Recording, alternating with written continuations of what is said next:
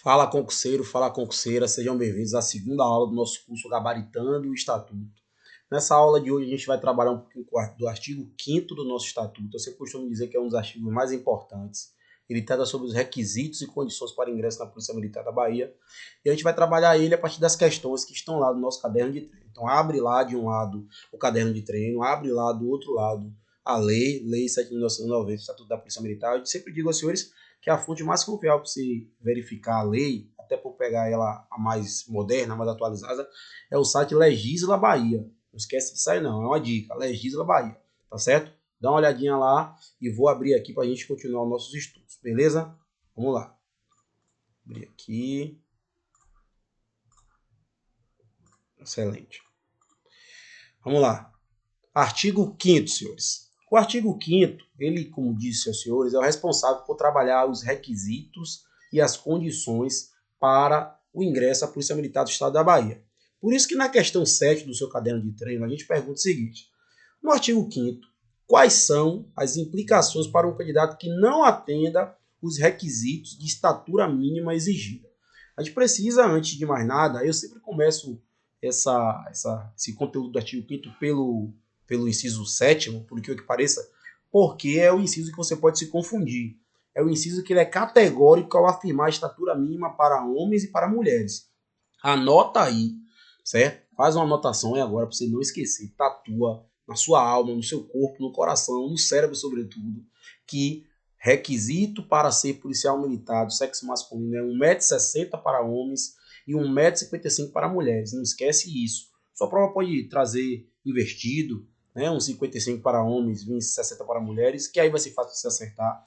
Mas sabe que pode complicar e pode se tornar difícil? Se ele colocar 1,60 m para mulheres e 1,65 m para homens. E aí na hora a gente esquecer. Então a gente precisa saber que é 1,55 m para candidatos do sexo feminino e 1,60 m para candidatos do sexo masculino. Sendo que, obviamente, que o não cumprimento dessa estatura mínima acarretará na exclusão do certame.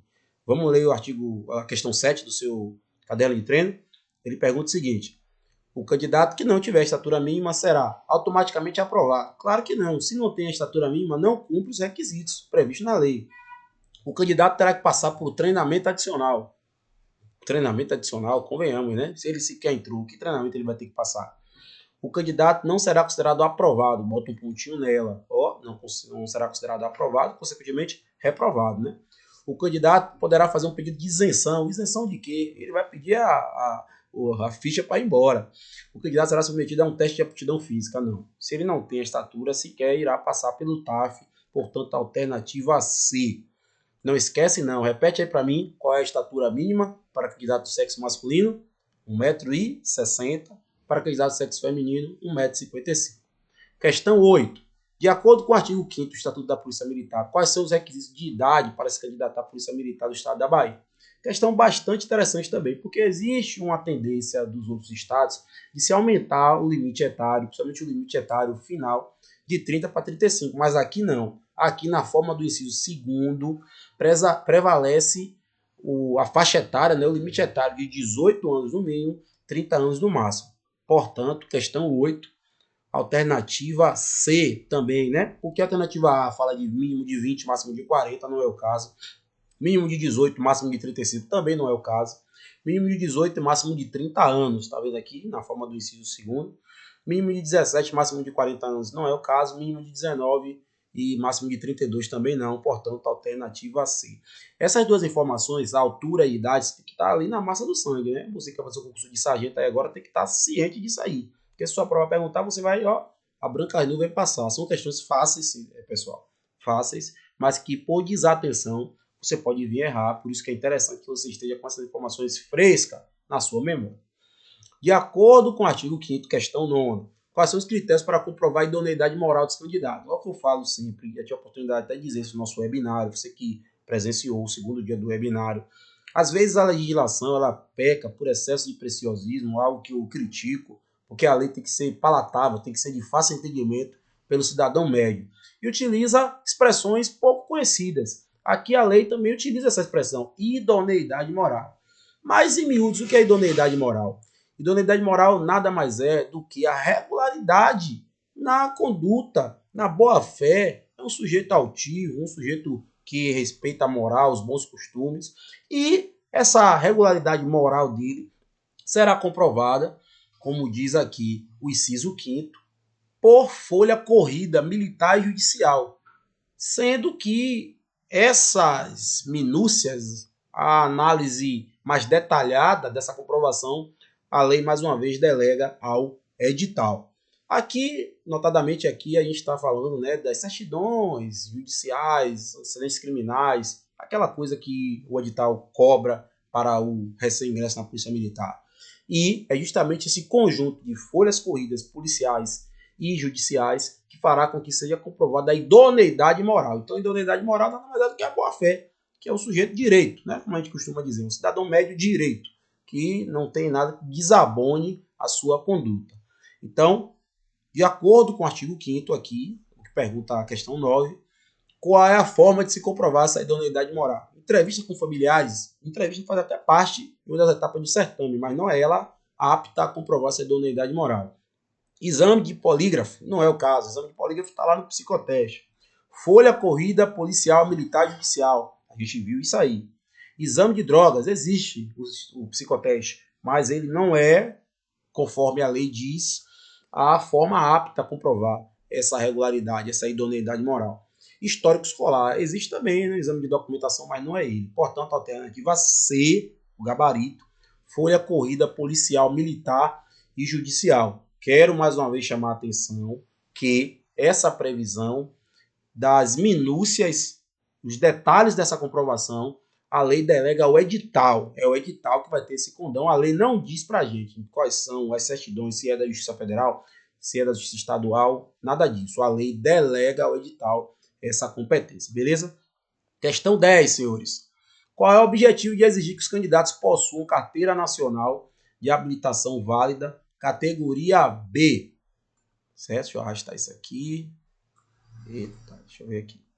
Arrastar isso aí, pronto. Beleza. A carteira nacional de habilitação válida na categoria B está previsto aqui, certo? Inciso 9 do artigo 5º.